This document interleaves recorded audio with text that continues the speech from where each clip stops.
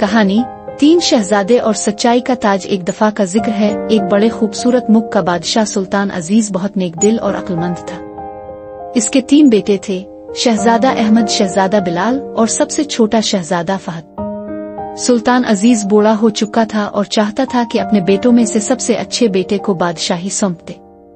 एक दिन इसने तीनों शहजादों को दरबार में बुलाकर कहा, मेरे प्यारे बेटों, अब मैं चाहता हूँ कि तुम में से कोई एक तख्त संभाले।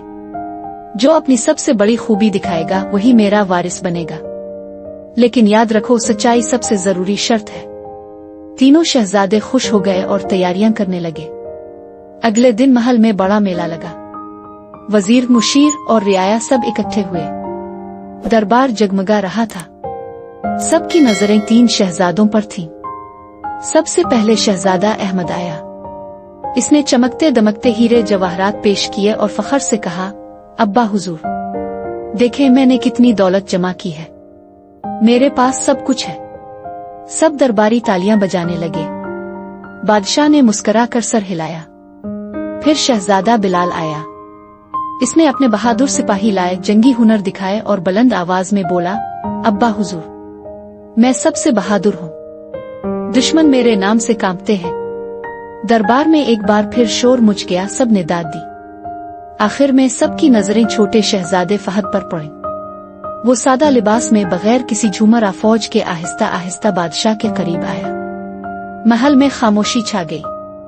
बादशाह ने हैरानी से पूछा, फहद बेटा, तुम क्या खूबी लाए हो? फहद ने थोड़ा झिझकते हुए मगर साफ दिल से कहा, अब्बा हुजूर, मेरे पास कोई खजाना नहीं, न ही बहादुरी के बड़े किस्से हैं। मेरे पास सिर्फ सच है। मैं जैसा हूँ वैसा ही आपके सामने आया हूँ। मैंने दिखावा नहीं किया। ये सुनकर कुछ दरबारी हंसने लगे, कुछ ने एक दूसरे को हैरानी से देखा। मगर बादशाह सुल्तान अजीज की आंखों में खुशी के आंसू आ गए।